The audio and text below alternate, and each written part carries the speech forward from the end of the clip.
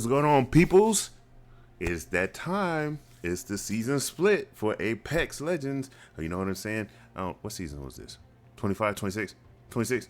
Yeah, I don't know. It's been a while. Okay. All right.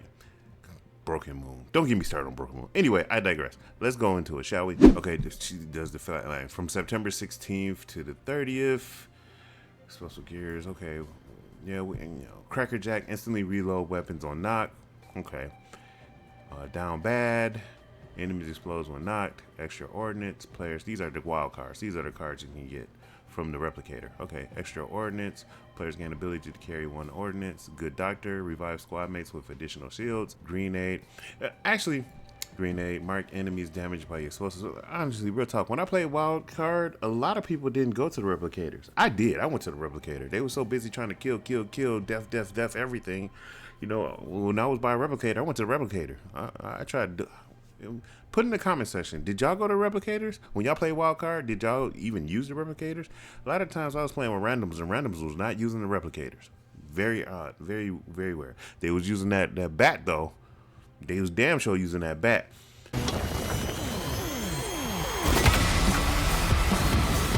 Scent package, scent packing, frag grenades, knock back is increased, shield up. Okay, that's the new skin for the flatline. Looking okay. All right. He looks stupid. All right. That looks stupid. What gun is that? I don't know. Let's go to patch notes. All right. Balance update. Evil Harvesters. Previous hotfix. Ban rate increased to 10 to 11 depending on map size. Was 7 to 8. Okay. Reduced likelihood of multiple Evil Harvesters spawning in a single POI. Okay. Ring exploit and prevention. Okay. Legends. Assault class. Stole reload. Time to reload while stowed increased to 4 seconds. Was 2 seconds. Ash. Did she get nerfed? Increased dash count cooldown from 12 seconds to was 8 seconds. Okay, that's right. Dash give less of a boost when not dashing in the direction when you're moving. That's nerf. Tactical arc snare breaks more easily. Base duration now 6 seconds. She got nerf. Less pulling strength, doesn't deal extra damage to seals. She got nerf, but she's still good. I mean, her kit. You reworked her kit. Her kit is very good. Dual breach and mark for death removed. Oh, what the? So she doesn't get the dual charges on the ultimate and mark for death boxes. People don't even get that, use that anymore. That should be her passive. It was her passive, then they changed it. That should be her passive. New longer reach. Increased phase breach range by 25 meters, so she can go further with her ultimate. You brought it back. Make up your mind. Do you want it to have dual? Do you want to have 2 charges, or do you want it to have long? Y'all keep going back and forth, man. You're like a female at a Coach store. Like, I don't know what I want to buy. New ultimate cooldown. Reduced phase breach cooldown by 30 seconds. Despite nerfs in recent patches, Ash has stayed at the top of the pack, and we want to bring her back in line with the rest of the squad. In particular, a long cooldown on her dash alongside dual breaches removal should make it easier to punish Ash misplays. Whatever. Caustic. Knocks of gas. Damage from gas ramps up more slowly. Increase every 2 ticks. Was every tick. Nerf. Remove aim punch when taking damage. Thank God.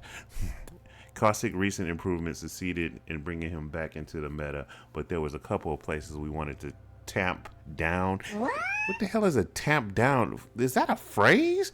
Tamp down to make the gas more forgiving to deal with. Mad Maggie. I heard about this. Tactical riot drill. Firing animation speed up by 10%. Thank God. Drill now comes out immediately after releasing the button. Was delayed by a few frames. Ultimate Wrecking Ball. Throw animation speed up 25%. Wrecking Ball is now more reliable at moving around and over obstacles. Explosions dealt up to 25 damage. Was up to 20. Reduced lifetime to 7 seconds. Was 10 seconds. Okay. Speed pass increased movement speed from 3.5 seconds to was 2 seconds. Speed pass give fortified buff for the duration. Doesn't stack with already fortified legends. Well, that's not fun. Newcastle would like to have that. Speed pads last 20 seconds, was 60 seconds. Okay, that's a nerf right there. Speed pads deactivate 6 seconds for the player using it after being used. Speed pads no longer drop from the final explosion. All right. Level 2. Shots is removed. That's a shotgun one, right? New gun running. Passive movement speed increase also works with SMGs and pistols. Bruh. Oh, Maggie. It doesn't even work with just shotguns. It works with SMGs and pistols. Fireball now drops magma patches along the ground as it moves, and Maggie takes 50% less fire damage. Mad Maggie was effective in certain circumstances, but we wanted to give her a bit more reliability and team utility to compete against other legends. It's now easier to get both her attack and ult to go where you want them to go. The fortified speed pads give her and her squad stronger options to push and rotate, and the new gun running upgrade allows her to have more flexibility and close range weapons that she can use effectively. Okay, because you know what? Honestly, quite frankly, I've seen a lot of Mad Maggies that recently don't even carry shotguns anymore. I mean, well, this is before the PK, the Shin PK came out. You know what I'm saying? Now, you know, now they're running with the Shin PK. You know what I'm saying? If you don't understand what Shin means, because I'm from the fighting game community, we call anything that's got like a broken Shin, like Akuma, Shin Akuma. You know, the Shin PK, the ultimate PK, the ultimate shotgun. But anyway, I digress. Seer, let's go. Passive Heartseeker. You know, long view upgrade now permanent. Okay, increased range for passive tactical to 75 meters was 50 meters. Okay. Now one constant heartbeat instead of different heartbeats for each enemy. Okay, alright, I don't know about that. UI and audio pulse to indicate when the heartbeat scans happen.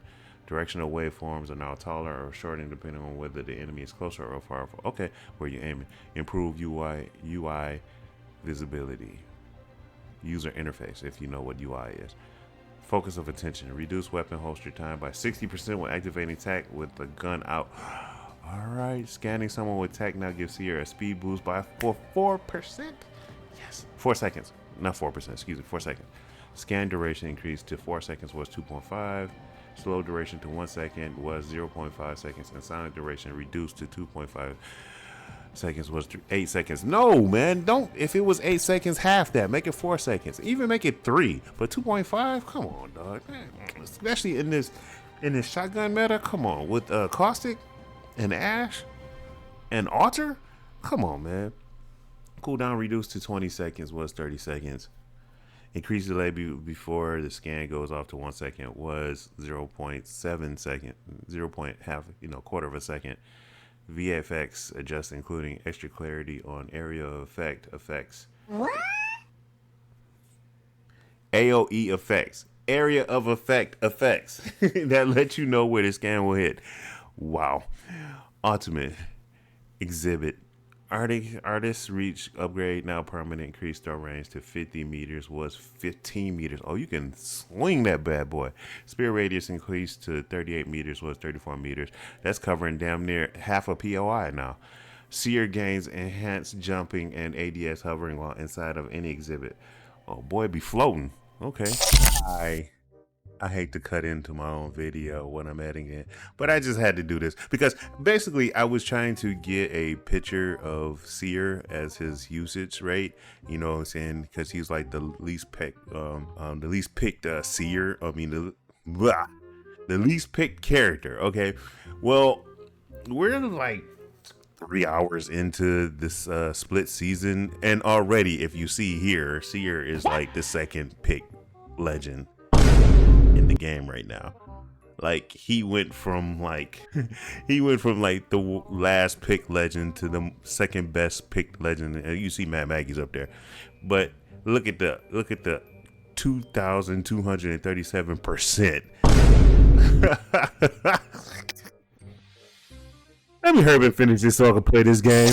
Adding threat indicator with 15 miles of center to the enemies will see. Okay. Upgrades. Artist reach removed. Improve and added to base kit. Ultimate cooldown removed. New lasting beats. Enemies who leave the dome have their location shown for 5 seconds. Appreciate it. New home base. Tactical recharges 4 times as fast in your exhibit sphere. Okay. That's good. See, this is what I like. They're adding the perks. They're adding it where you have to think like, which one should I use? Because when perks first came out, it was like I'm picking the left side of the perk, and I ain't never picking the right side of the perk. This one is about space, opportunity, and where you are in the rounds. Which one's more beneficial? Level 3, long view, removed, added to base kit.